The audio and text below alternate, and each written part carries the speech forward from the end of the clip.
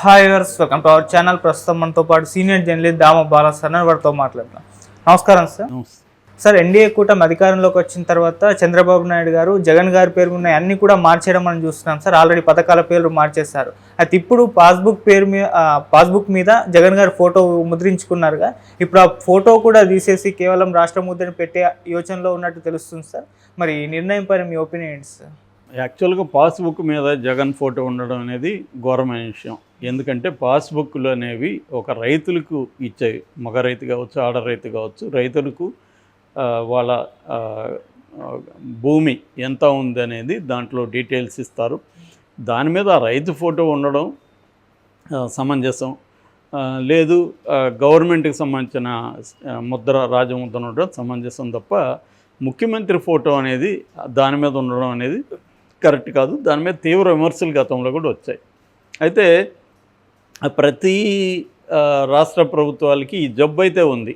ముఖ్యమంత్రులు వాళ్ళ ఫోటోలు వేసుకోవడం, ప్రతి దాని మీద వాళ్ళ పేర్లతో పథకాలు పెట్టుకోవడం, లేదా వాళ్ళ పూర్వీకుల పేర్లతో పెట్టుకోవడం, ఇది ఉంది. ఏదో రాష్ట్రం వాళ్ళు జాగిరైనట్టు. అంతకుముందు కూడా చంద్రబాబు చంద్రన్న పథకం, ఎన్టీఆర్ చంద్రన్న, ఈ రెండు పేర్లే ఎక్కువ వాడేవాళ్ళు. ఆ తర్వాత జగన్ వచ్చినాక వైఎస్ఆర్ ఉన్నప్పుడేమో ఆయన కాంగ్రెస్ కాబట్టి ఇందిరమ్మ, రాజీవ్ వీళ్ళ పేర్లు ఉండేవి. సో ఇప్పుడు బీజేపీ వచ్చినాక బీజేపీకి సంబంధించిన పేర్లు మోడీ అని, మోడీ బ్రాండ్, మోడీ పిచ్చి. మోడీకి కూడా మామూలుగా ఏం లేదు. ఆయన మనకి ఇచ్చే ఆరోగ్య సర్టిఫికేట్ల దగ్గర నుంచి అన్నిటి మీద మోడీ ఫోటో లేకుండా ఏమి ఉండదు. మోడీకి కూడా జగన్కి ఎంత పిచ్చిందో మోడీకి అంతకంటే ఎక్కువ పిచ్చే ఉంది. చంద్రబాబు కూడా అది గతంలో ఉండింది. అయితే ఇప్పుడు మేబీ పవన్ కళ్యాణ్ కూడా ఉండడం వల్ల పవన్ కళ్యాణ్ కూడా కొంత గట్టిగానే వ్యతిరేకించాడు. ఇలా వ్యక్తుల పేర్లు మనవి పెట్టే బదులు ఆల్రెడీ రాష్ట్రానికి, దేశానికి సేవ చేసిన వాళ్ళ పేర్లు పెడదామని, అందుకనే వాళ్ళు పథకాలు మార్చినప్పుడు కూడా కొన్ని పథకాలకి ఇప్పుడు కొత్తగా పెట్టినప్పుడు కూడా సర్వేపల్లి రాధాకృష్ణ పేరు ఒకటి, డొక్కా సీతమ్మ పేరు ఒకటి, అబ్దుల్ కలాం పేరు ఒకటి, ఇలాగ పెట్టారు.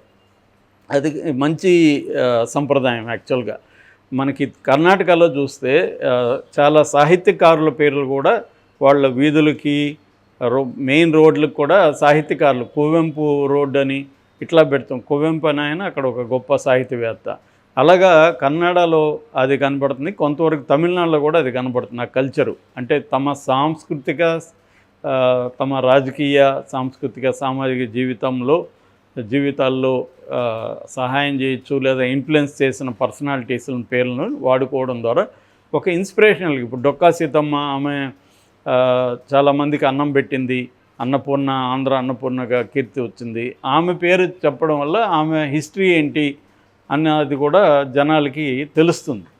అట్లాగే కలాం కావచ్చు, లేకపోతే వాళ్ళు పెట్టిన ఇతర సర్వేపల్లి రాధాకృష్ణ కావచ్చు, వీళ్ళ పేర్లు ఉండడం వల్ల వాళ్ళు ఎవరు అనేదన్నా కనీసం ఎప్పుడో ఒకసారి ఆలోచిస్తారు మనం. ఆ మేరకు అది ఇన్స్పిరేషనల్గా ఉంటుంది. కానీ వీళ్ళ ఫోటోలు పెట్టుకొని ప్రతిదానికి జగనన్న విద్యా కానుక, జగనన్న గోరుముద్ద, కోడిగుడ్డు మీద కూడా జగన్ ఫోటో, ఇది చాలా ఎక్స్ట్రీము. అది ఖచ్చితంగా నెగిటివ్ అయింది జగన్కు కూడా ఎలక్షన్లో. చంద్రబాబు అది గ్రహించాడు. ప్లస్ పవన్ కళ్యాణ్ కూడా చెప్పడం వల్ల చంద్రబాబు కొంత తగ్గించాడు. కంప్లీట్గా చంద్రన్న పేరు లేకుండా లేవు, ఇప్పటికీ చంద్రన్న పేర్లు ఉన్నాయి. అయితే మ్యాక్సిమం తగ్గించేసుకుంటూ వస్తున్నారు. ఆ విధంగా పాస్బుక్ల మీద కూడా జగన్ ఫోటో తీసేసి కలర్స్ కూడా జగన్ ఏం చేసేవాడు అంటే కలర్స్ పిచ్చి. అంతకుముందు చంద్రబాబు కూడా ఈ పిచ్చి ఉండేది. 2014-19లో అన్నీ ఎల్లోగా ఉండేవి ఎక్కడ చూసినా. దాన్ని జగన్ వచ్చి మళ్ళీ జగన్ బ్లూలోకి మార్చేశాడు, బ్లూ అండ్ గ్రీన్లోకి. దాన్ని ఇప్పుడు చంద్రబాబు కలర్స్ వద్దు, పాస్బుక్లు అట్లాగే వ్యక్తుల పేర్లు ఎవరు వద్దు, ఓన్లీ ముద్ర ఉంటుంది అని చెప్పడం. దాంతోపాటు క్యూఆర్ కోడ్ కూడా ఒకటి పెట్టారు. క్యూఆర్ కోడ్ మీద కానీ మనం ఆ క్యూఆర్ కోడ్ని స్కాన్ చేస్తే పాస్బుక్లో ఉండే డీటెయిల్స్ అంతా కూడా ఇంటర్నెట్లో ఓపెన్ అవుతుంది సైట్లో. సో అలాగా చేయడం ఖచ్చితంగా చంద్రబాబుని, పవన్ కళ్యాణ్ని అప్రిషియేట్ చేయాలి. పాస్బుక్లు అనేది ఇది మార్చడం అనేది మంచి ఇదే. కాకపోతే దీనివల్ల రాష్ట్ర ప్రజల మీద భారం 20 కోట్ల పైన పడిందని చెప్తున్నారు. అనగాని సత్యప్రసాద్ రెవెన్యూ శాఖ మంత్రి నిన్న ప్రకటించాడు. ఇది ఒక పెద్ద జాడ్యం. ప్రతి ఒక్కడు గతంలో ఉన్న వాళ్ళ పేర్లు అన్నిట్లో మార్చడం, మళ్ళీ దాన్ని అన్నీ రీప్లేస్ చేయడం, దానికి మళ్ళీ డబ్బులు. ఇది ప్రాబ్లం. ఇది ఎక్కడో ఒక చోట ఫుల్ స్టాప్ పడాలి. కనీసం నెక్స్ట్ వచ్చే ముఖ్యమంత్రి ఒకవేళ చంద్రబాబు రాకుండా, తెలుగుదేశం రాకుండా జగన్ వస్తే కనీసం జగన్ మార్చకుండా ఉండాలి. అట్లాగే చంద్రబాబు కూడా ప్రతిదాన్ని మార్చాల్సిన అవసరం లేదు. ఇప్పుడు ఫర్ ఎగ్జాంపుల్ మన స్టాలిన్ పక్కన చాలాసార్లు జయలలిత ఫోటోలు ఉంటాయి, వదిలేయండి అట్లా ఉండండి, ఇప్పుడు అవన్నీ మార్చి ఖర్చు, దాని బదులు సంక్షేమానికి వాడచ్చు కదా అని అన్నాడని అప్పట్లో వార్తలు వచ్చాయి. ఆయన మీద అప్రిసియేషన్ కూడా వచ్చాయి. అలాగా ఇప్పుడు రిలీజ్ అయిన పుస్తకాలు వెళ్ళిపోని కొత్తగా వచ్చే పుస్తకాలకు పెట్టుని ఉంటే ఈ 20 కోట్లు మిగిలేదు కదా. ఇప్పుడు మళ్ళీ అవన్నీ తీయడం వల్ల ఇప్పుడు మాదే మా పాస్బుక్ వచ్చింది. ఇప్పుడు మళ్ళీ నేను కష్టాలు పడి మళ్ళీ దానికే నానా కష్టాలు పడితే కానీ పాస్బుక్లు రావు. ఇప్పుడు మళ్ళీ వీళ్ళు కొత్తగా వస్తే లేట్ అయిపోతుంది. ల్యాండ్ అమ్మాలనుకున్నవాడు అమ్మలేడు. దాని మీద ఏమైనా లోన్లు తేవాలంటే మళ్ళీ కొత్త పాస్బుక్ లేనిదే నేను లోన్ ఇవ్వనంటాడు. ఈ కష్టాలన్నీ మళ్ళీ ప్రజలకు. దాంతోపాటు గవర్నమెంట్ అంటే ప్రజల డబ్బులు మళ్ళీ ఒక 20 కోట్లు. ఇది ప్రాబ్లం. చంద్రబాబు కూడా ఇవన్నీ ఆలోచించాలి. అంటే ప్రతి రాష్ట్రం దివాలా అని 5 ఏళ్ళు చాపు మోదారు కదా. ఇప్పుడు ప్రతి ఖర్చు ఆలోచించి పెట్టాలి కదా. అదేం కనిపించట్లేదు. సో జగన్ ఎట్లా చేశాడో చంద్రబాబు కూడా అదే పద్ధతిలో వెళ్తున్నట్టుగానే మనకు కనబడుతుంది. దుబారా కావచ్చు, అన్ని రకాల ఖర్చులు కావచ్చు. సో అందుకని ఇది పేరు మార్చడం, కలర్స్ ఏమీ లేకుండా చేయడం, దానికి ఏ వ్యక్తి పేరు పెట్టకుండా ఉండడం ఖచ్చితంగా చంద్రబాబును అప్రిషియేట్ చేయాలి. అట్ ద సేమ్ టైం ఈ 20 కోట్ల దుబారా అనేది కూడా నివారించుంటే బాగుండేది. ఇచ్చిన వాటిని మళ్ళీ తీసుకొని మళ్ళీ కొత్తవి ఇస్తామనాల్సిన అవసరం లేదు. ఎందుకు ఇవ్వడం అట్లా? సో దానివల్ల ఏమవుతుంది, మళ్ళీ ఇప్పుడు 20 కోట్లు ఖర్చు పడుతుంది. సో ఇది 20 కోట్లే కాకుండా ప్రజలు మళ్ళీ తిరగాల, మళ్ళీ రెవెన్యూ ఆఫీసులు. మాదైతే నిండ్రా అక్కడ ఉమెన్కి టాయిలెట్లు కూడా ఉండవు. ఉమెన్ వెళ్తే ఎన్ని బాధలు అంటే అక్కడ ఒక షేడ్ ఉండదు, ఒక టాయిలెట్ ఉండదు, అటువంటి ఎంఆర్ఓ ఆఫీసులు ఉంటాయి.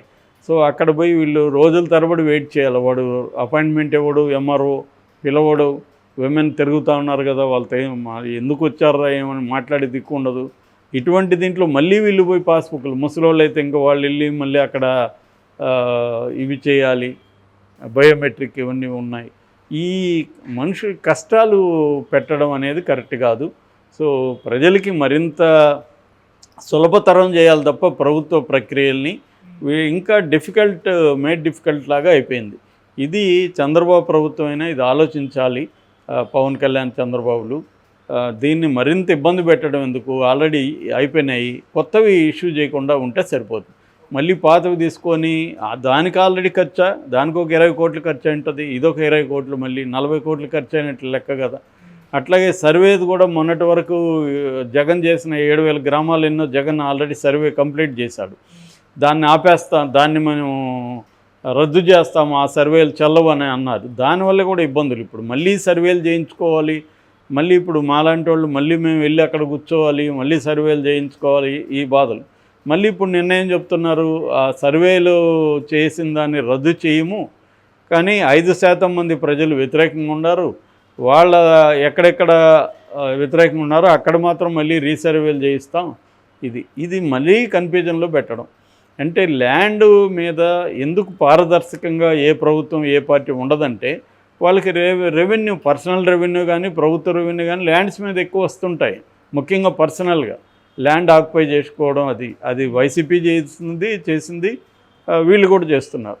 సో అందువల్ల దీన్ని అప్రిషియేట్ చేస్తూనే మిగతా విషయాల్లో కూడా చంద్రబాబు అండ్ పవన్ కళ్యాణ్ ప్రభుత్వం ఆలోచించి ఖర్చు పెట్టడం, ఆలోచించి చేయడం అనేది important. Thank you so much.